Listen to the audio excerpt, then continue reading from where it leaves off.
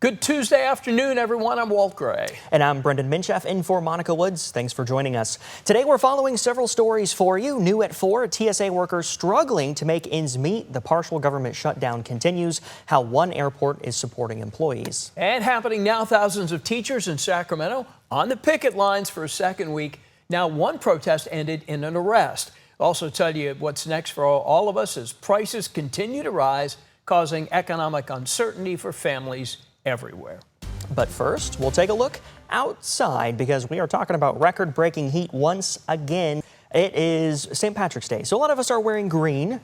But, you know, the Kings are also playing tonight, so you could get away with purple, too, I think. Yeah, the Spurs are in town. Everybody's excited about De'Aaron Fox, seeing him and Wemby. Yeah. And Spurs are got a good thing going on. Yeah, and almost the exact opposite record of the Sacramento Kings. Spurs over 50 wins.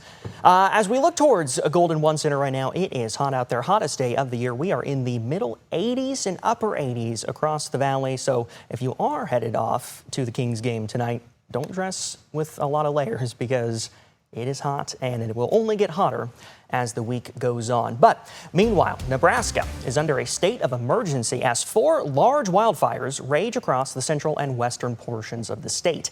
Combined, the fires have burned more than 750,000 acres and at least one person has died. Only one fire is more than 50% contained as red flag warnings are in effect, complicating the firefight. Residents were forced to leave their homes as evacuation orders were issued. All heck kind of broke loose and we started moving equipment around and trying to get stuff out of the way. I mean, all this stuff that we've worked for the last 40 years for could have just been gone in a heartbeat. And glory be by the hand of God, he saved this valley and our houses and our cattle. But never seen a fire of this scope, this size, this devastation, and the speed at which it traveled. My dad's about to turn 86 and he'd never seen a prairie fire such as this either. Members of the National Guard are helping fight the fire. The state is also receiving aid from FEMA, the Federal Emergency Management Agency. And now to a new report on credit card debt and the financial toll it's taking on many American families. It comes as the war with Iran drives up prices of gas, as well as things like groceries and travel. Here's ABC's Rena Roy. Travel headaches continuing today at the height of spring break travel, severe winter weather and TSA shortages causing a massive amount of delays at major airports across the country. The partial government shutdown is entering its 5th week, and it has many TSA workers saying they're worried about making ends meet while they aren't getting paid. According to flight tracker website FlightAware, more than 2,000 flights have been canceled and 15,000 have been delayed. Security checkpoint lines seen spilling out the door at several airports as travelers are being advised to arrive at least 2 hours early, including here in Sacramento. Let's go to Atlanta, where security checkpoints were forced to close, pushing wait times past the 4-hour mark. Customers continue to be frustrated. Meantime, more than 350 TSA officers quit since the shutdown began, and call-outs have skyrocketed. TSA officers are committed to airports running safely, but the situation is becoming unsustainable. They have reason for not showing up, whether it's I can't put gas in my car, I have to take care of my children. As thousands of TSA agents struggle to put food on the table, one community has stepped in to help. The Seattle-Tacoma International Airport has started a food pantry to help those furloughed workers. Reporter Kristen Balderas with that story. The Sierra Spring skiing season is facing a sudden reality check. While the slopes are still drawing crowds, a March heat wave is melting the snowpack at an alarming rate. State water officials say we're losing 1% of the snowpack every day, forcing some resorts to shut down early and leaving others clinging to the season day by day. At Donner Ski Ranch, the south-facing slopes are becoming patchy after rain and record heat wiped out 3 to 4 feet of fresh powder. Some north-facing mountains are holding on, though the uncertainty is rippling through the local economy, impacting everything from rental shops to grocery stores in Truckee and Soda Springs. We're going to stay open as long as we can, but at this point, we're taking it day to day pretty much. A lot of the businesses are concerned. You know, this is definitely something where if the resorts have to close down early because there's just not enough snow, that impacts them. All the grocery stores, the rental shops, you know, restaurants, bars, because people just won't be coming up. Dodge Ridge and Mount Shasta have already called it a season, but for the resorts still open, the message is clear. Get up there now before the sun and the heat finish the job.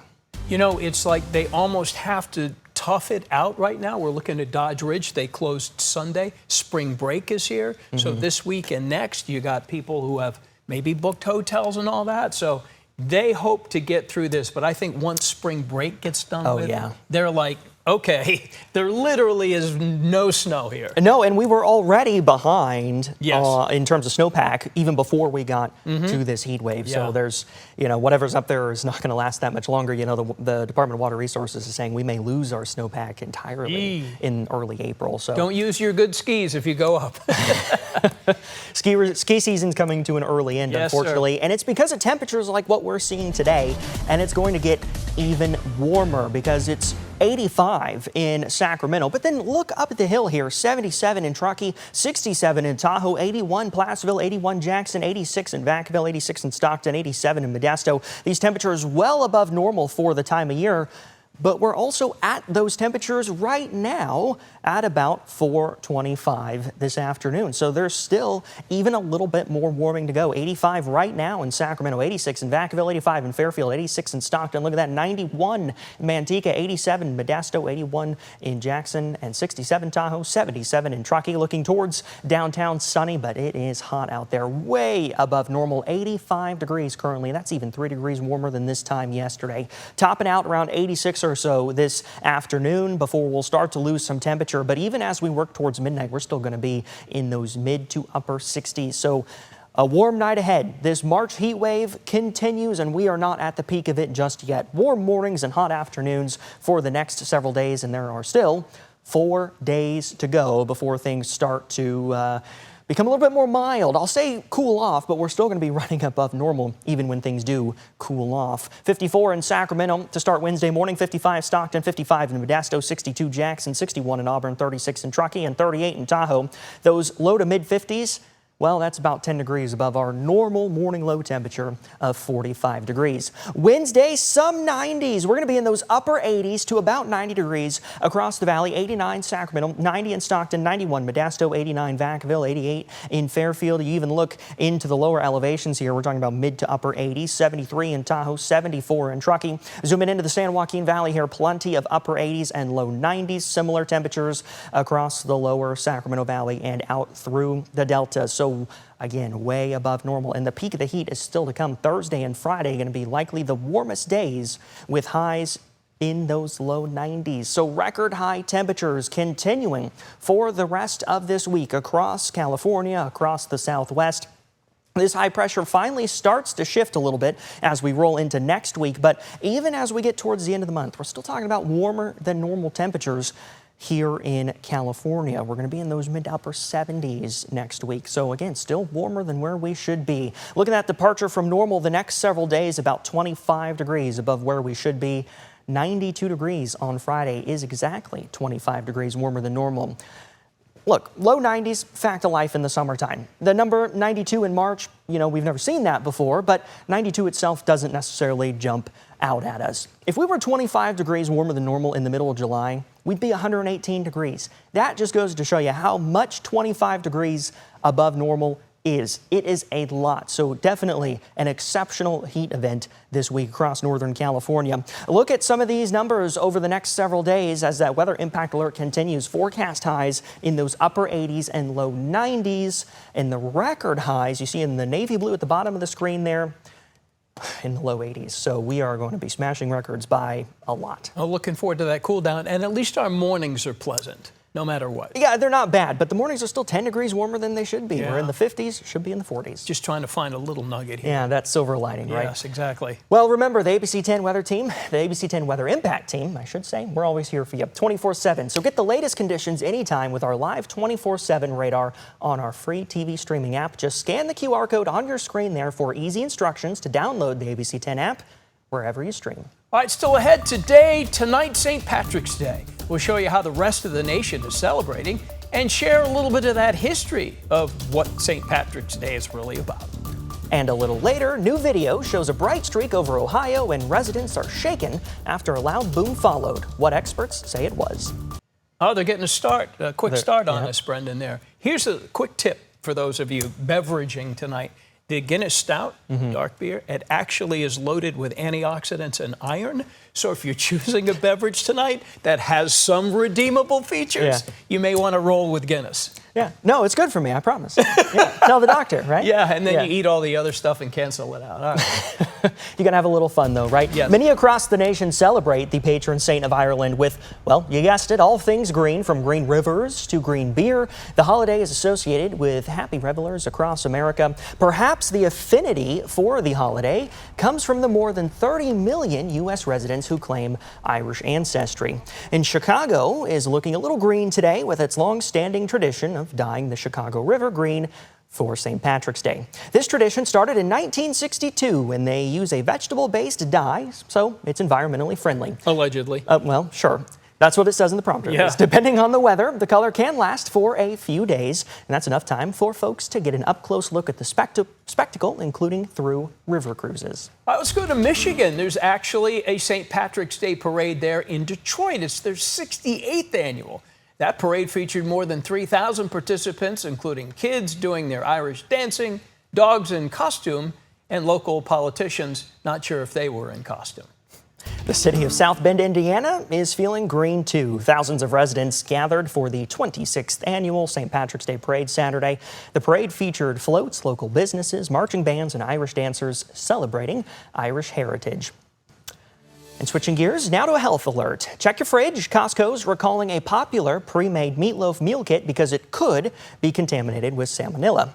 The recall involves Costco's meatloaf with mashed Yukon potatoes and glaze. The meal kits were sold in nearly 30 states this month, including right here in California. You can return it to Costco for a full refund.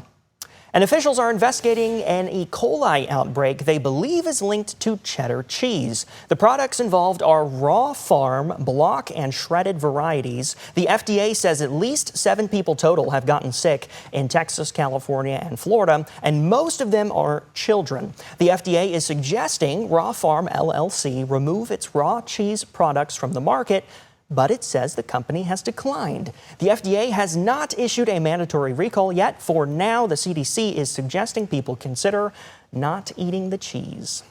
I'm still stuck on the pre-made meatloaf meal kit. That's from Costco. That's where the show could have ended. I was going to say, I'm happy I ate lunch before I came to this segment. Alex Bell is here. She's the host of 6:30 To The Point with Alex Bell, joining us with the stories your team is working on right now, Alex. And now to what's trending. Let's find out what people are wanting to know right now.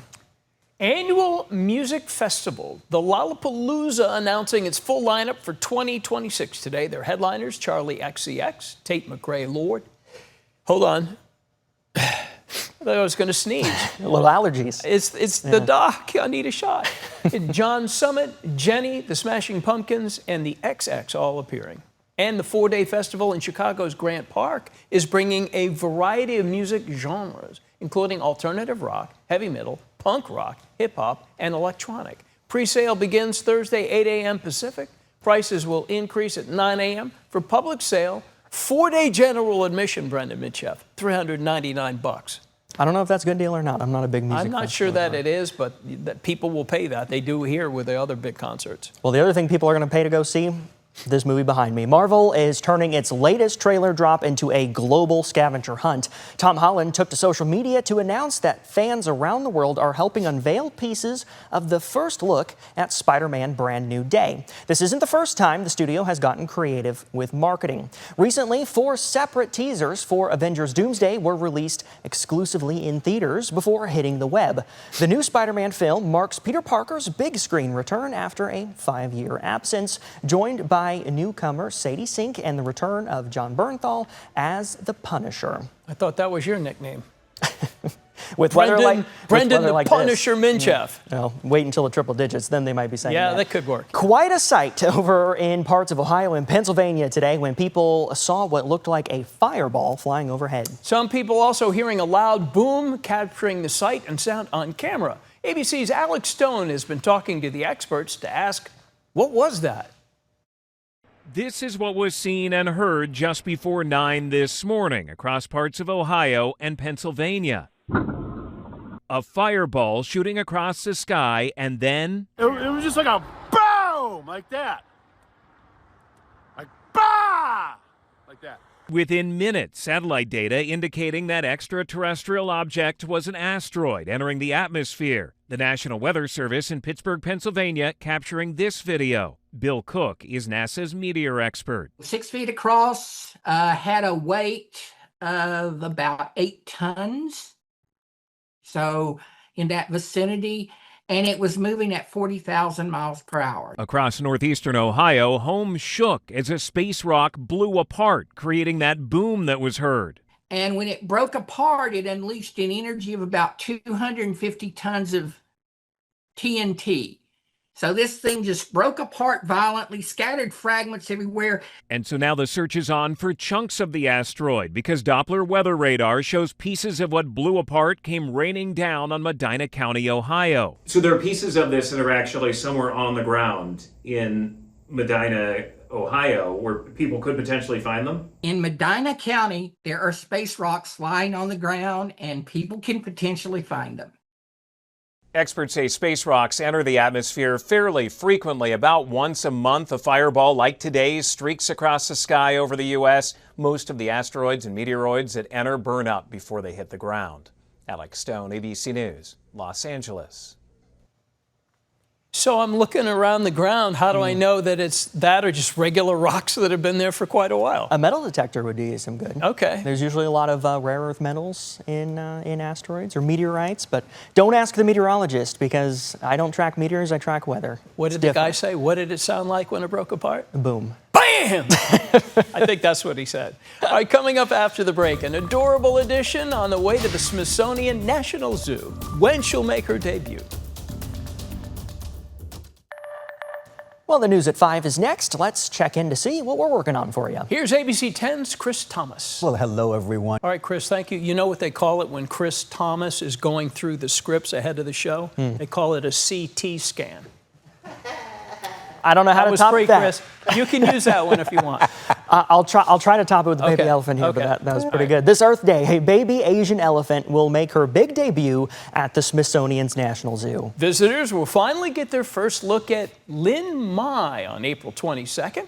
She'll also appear on the zoo's elephant cam, allowing people around the world to watch her play and learn. Zoo officials say her birth is especially significant because she is the first elephant born at the zoo in nearly 25 years. Lin Mai was born last month.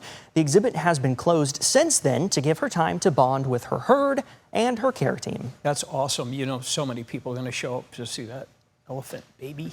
Yeah, and near the nation's capital, too, so it's a tourist attraction. 2 for 1. Plenty of people around. Yep. All right, one more look at the forecast, and it is just hot. It's hot today, hottest day of the year. The hottest days are still to come. 89 tomorrow, 91 on Thursday, 92 on Friday.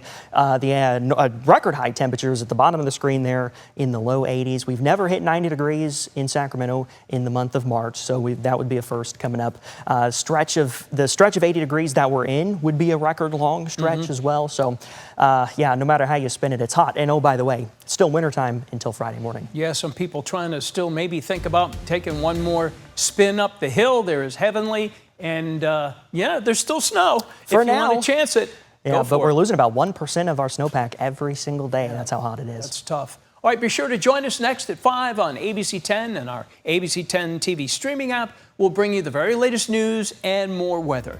Chris and Laura standing by for the news at 5.